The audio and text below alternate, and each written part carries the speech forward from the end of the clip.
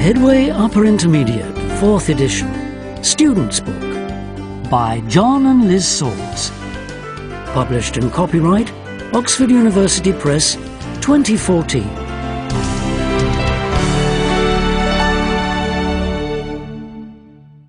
CD 2. Unit 4. Tape script 4.1. 1. Oh dear. It's not that I dislike him. I just don't love him. How can I tell him I don't want to marry him without hurting his feelings? Trouble is, I actually fancy his best friend. 2. There's this group of lads, you see. They're always chasing me, and I don't think it's for fun. But I can't tell my mum and dad. If they find out, they'll go to the head teacher and complain, and that would make everything much worse. 3. How do you tell someone when they look awful? That dress doesn't suit her at all, but I don't know how to tell her. She obviously thinks she looks great in it. 4. Me and Emma are going clubbing, but I daren't tell my dad. He'd kill me. I've got an important exam next week and I haven't done a thing for it. I haven't a clue when I'll be back. 5. I know I'm not really ill, but it's a beautiful day, and I don't want to sit in a stuffy office all day. I'm off to play golf. I never have days off usually. 6. I don't care who it is. I had a late night and I feel really rough this morning. I don't want to be disturbed by anybody at the moment, even if it is urgent. Oh.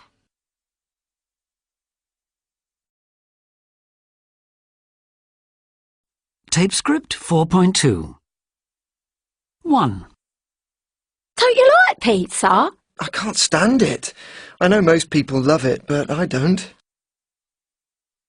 2. Haven't we met somewhere before? Yes, I think we have. Wasn't it at Maria's party?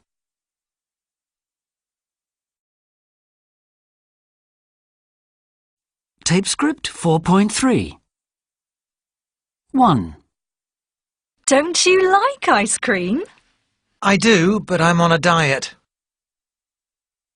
2. Haven't you got a mobile phone? Of course I have. Doesn't everyone have one? 3. Can't you swim? No, I can't. I've always been afraid of water. 4.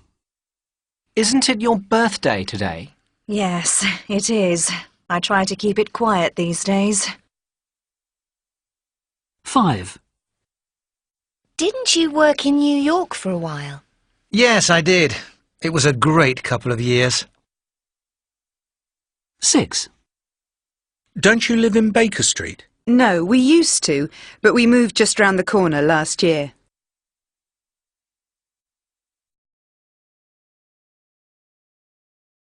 Tape script 4.4. Part 1. My mate Milton is a funny guy. He's an insomniac, he's dyslexic, and he's an atheist. He's single, unemployed, and lives all alone in a tiny one-roomed flat without even a pet for company. Also, he's vegetarian and teetotal. He's pretty antisocial, actually.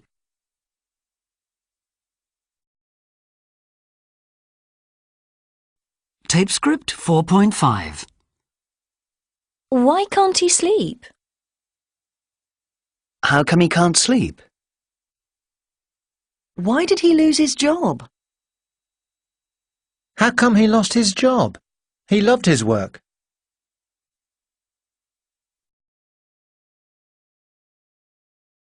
Tape script 4.6. Part 2. I went round to see Milton last Sunday. As I walked up the drive, his dog started barking. His wife answered the door, and she called for Milton to come downstairs and join us in the living room. He was in a bad mood because he had overslept that morning and had been late for church.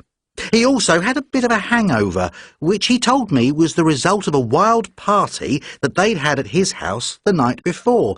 They'd had a barbecue in the garden with steaks and burgers. One of his favourite pastimes is doing crosswords, and he spends every lunch break at work doing them. "So, how are you, Milton?" I asked him. "K.O., mate, K.O. How about you?" Anyway, as I said, Milton's an insomniac, dyslexic atheist. So the joke is that he lies awake all night wondering about the existence of dog. Get it?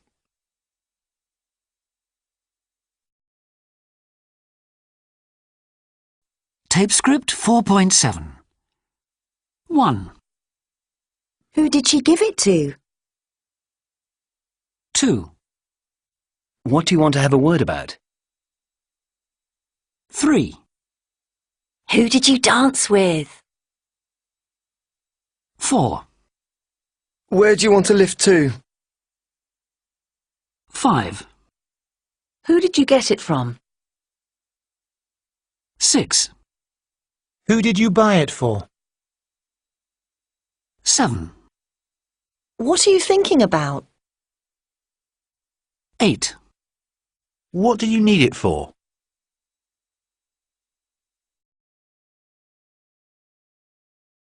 Tape script 4.8. Secrets and lies. Now it's that time again in the show when we hear your guiltiest secrets and your most terrible lies. Yes, it's confessions time. Be prepared for astonishing admissions before you decide who can be forgiven. Our first caller is Robert from Surrey. Time to get your secret off your chest, Robert. Well, Simon, I'm ashamed to say, but during my final year at school, it was an all-boys school, and it was a long time ago. Right. We had to take lots of exams to get what was then called the school certificate. Mm-hmm. Our form teacher, he was a miserable man, called Mr. Roper, was also our history teacher, and in those days, the teachers set our final exam papers. Now, Mr. Roper was never the most encouraging of teachers. Well, he often told us that we were no good, and we would never pass the certificate. Anyway, Okay. one day, just before our exams, he excused himself from our history class, and unusually for him, he didn't lock his desk. So, with my fellow classmates watching intently, I took it upon myself to go to the front of the class and look inside his desk. There, like glistening treasure, was our exam paper. Keeping an eye on the classroom door, I read out all the questions to my eager audience. I had never known them so silent or attentive. I then quickly replaced the paper and returned to my seat. Mr. Roper came back into the classroom to find the whole class looking quietly studious. Well, you can imagine, the result was that everybody passed the exam. Of course. The school had never known such splendid results, and Mr. Roper was complimented on the high quality of his teaching. I ask forgiveness, please, for putting 30 students out into the world in possession of the school certificate, which they did not deserve. However, some of them did go on to become captains of industry and have careers as MPs and judges. I mean... Oh, Robert, that was a naughty thing to do, but we've all been tempted when it comes to exams. Now, on to Kevin from London. Yeah, all right, Simon. Now, I'm a big Spurs fan, and a few years ago found myself in the awkward situation of marrying into a family of die-hard Chelsea supporters. One Saturday afternoon, I was at home relaxing, watching the football results, while my then 4-year-old daughter was at the other end of the sofa colouring in. Mm-hmm. She suddenly looked up at me and asked, "Daddy, "What football team do you support?" I told her Tottenham Hotspur, and her next words made my blood run cold. "Really? I support Chelsea." No. I was horrified. The thought of my darling daughter becoming a Chelsea fan was just too much. So, without really thinking, I replied, "Well, that's a shame because Father Christmas does not visit children who support Chelsea." My daughter looked at me in horror, and I realised the full weight of the statement I'd just made. The natural thing to do at this point would have been to give her a hug and tell her that Daddy was only joking. But instead, I gave her a hug and told her not to worry, as all she needed to do was to become a Spurs fan, and I would ring Father Christmas and she'd be back on his list. Now, I would like to beg forgiveness from my lovely daughter for any sleepless nights I may have caused her. Feel better now, Kevin? I really hope your little girl isn't scarred for life. So, moving on to the ladies. Surely they can't have such a shocking secret.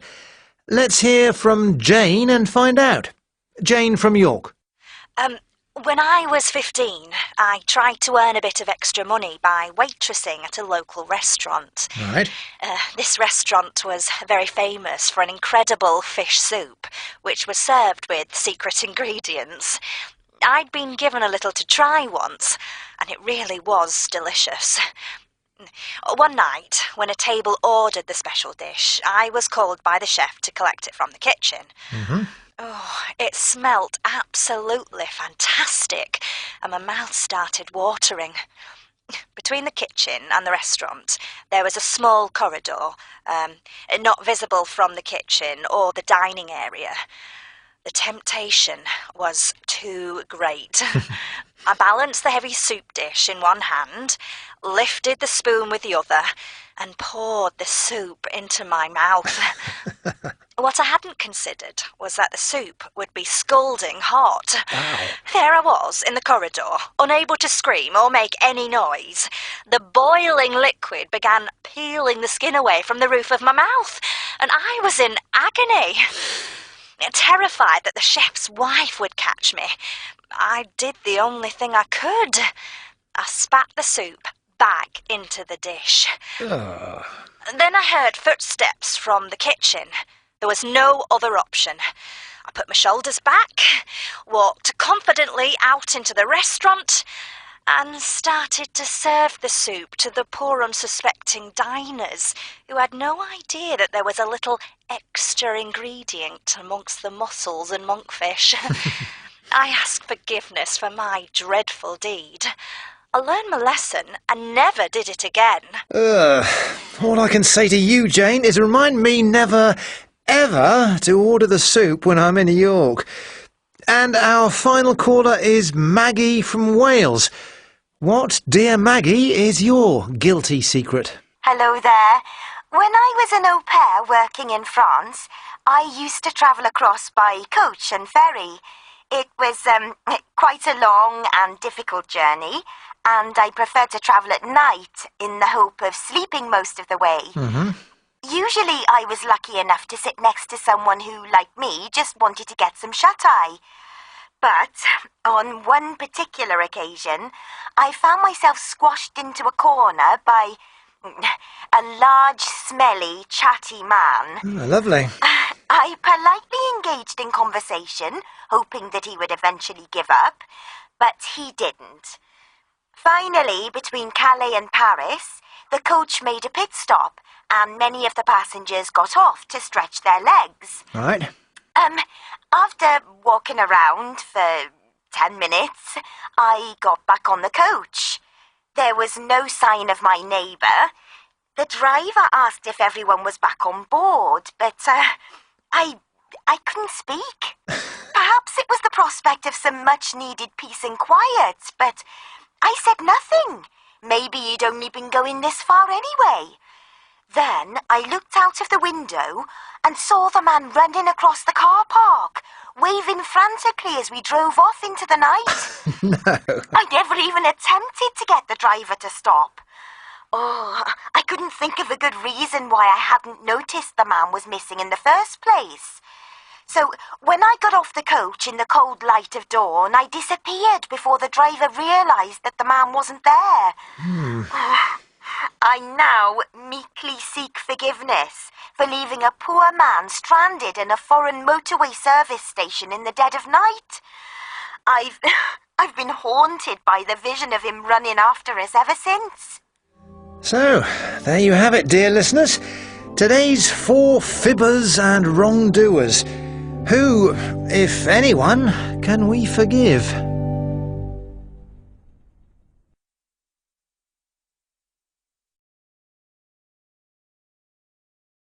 Tape script 4.9. 1. Gary's a really successful businessman. Yeah, but he's a complete failure as a family man. He never sees his children. 2. My granddad's so generous, he gives me a £20 note every time I see him. Lucky you. My granddad's famed for his meanness. A £5 every birthday, if he remembers. 3. Well, Henry, I'm pleased there's been some improvement in your behaviour this term, but unfortunately your work has got worse. Didn't I do okay in the test then? 4. You're not going bungee jumping. It sounds really dangerous. No, honestly, it's safe enough as long as you're careful. 5. Our teacher is always criticising us. I feel useless. I know. It's not fair.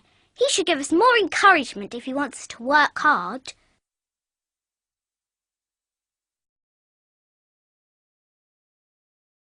Tape script 4.10. 1. What a boring party. You're right.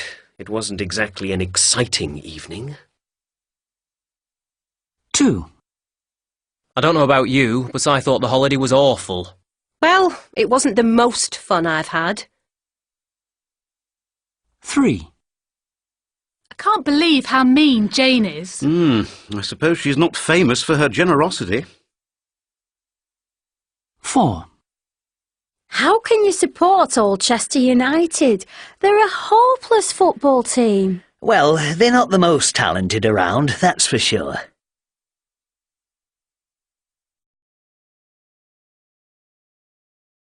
Tape script 4.11. 1. I'm sorry to bother you, but could you possibly change a £10 note? Have you got change for a £10 note? 2. Where's the station? Could you tell me where the station is, please?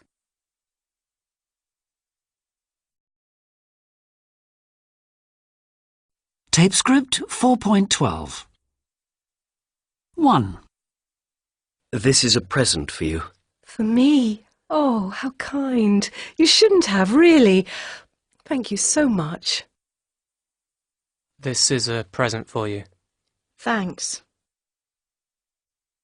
2. Can you come to a party on Saturday? No, I can't. Can you come to a party on Saturday? Oh, what a pity. I'm already going out, I'm afraid. Oh, never mind. Thanks for the invitation. 3. Excuse me, do you mind if I sit down here? No, not at all. Is anyone sitting here? No. 4. Can you give me a hand? I need to carry this box upstairs. OK, if you like. I wonder if I could possibly ask you a favour. Would you mind helping me with this box? No, not at all. 5. So I said, well, if that's your attitude, then... Pardon? I couldn't catch that. What did you say? So, I said that, I was What? Speak up! 6. Goodbye. Thanks for a lovely evening. We had a great time. We enjoyed it too. So glad you could make it. Safe journey back. See you soon. Bye. Thanks again. You must come to us next time. We'd love to. Good night. Take care. Goodbye. Thanks for the meal. Bye. See you whenever.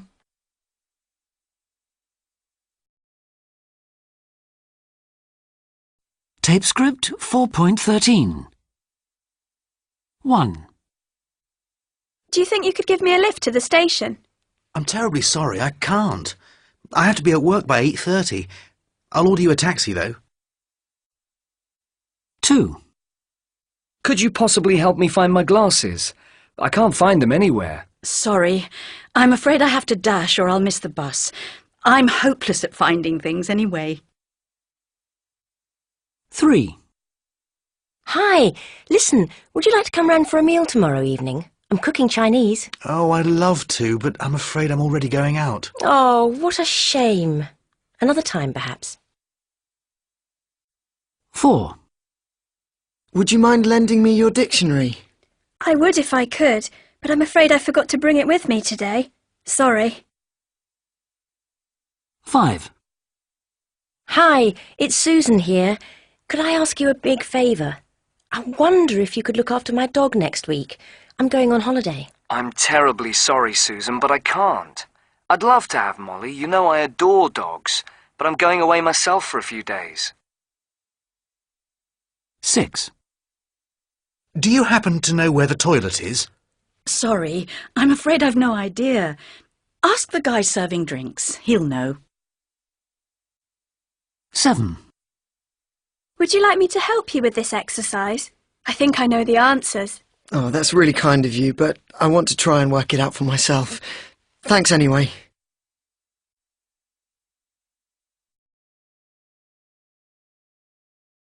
Tape script 4.14.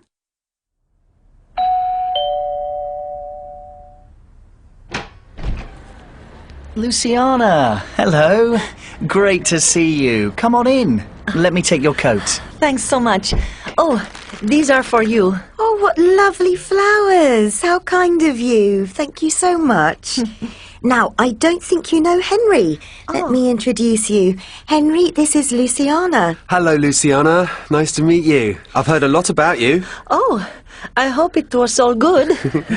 Where exactly are you from, Luciana? Well, I'm Argentinian. I was born in Buenos Aires, but I've been working in the US for the last couple of years. That's interesting.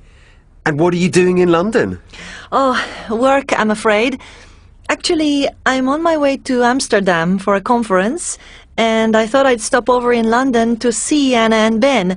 We used to work together in New York. Oh. And how do you find London, Luciana? Is it like home, or is it very different? Well, it is very different from Buenos Aires and New York. I know London quite well, actually. I always love it here. Now, Luciana, what would you like to drink? Oh, have you got a beer? Oh, no, sorry. I'll have a glass of white wine, if that's okay. Right. I'll just get that for you. Thanks. Right, everybody. Dinner's ready. Come and sit down. Luciana, can you sit next to Henry? Yes, of course. Has everyone got a drink? Great. Cheers, everybody. Cheers. It's great to be here. Luciana, help yourself. Would you like some cheesy parsnips? Cheesy parsnips? I don't think I've ever heard of them. What are they? Well, they're parsnips coated in Parmesan cheese and roasted. Would you like to try some? Well, I'd love to, but I'd better not. Cheese doesn't always agree with me. Another glass of wine, perhaps? No, thanks very much. I've still got some. But do you think I could have a glass of water? Yes, of course. Sparkling or still? Just tap water will do. That's great. Thanks a lot. Well, bon appetit, everyone.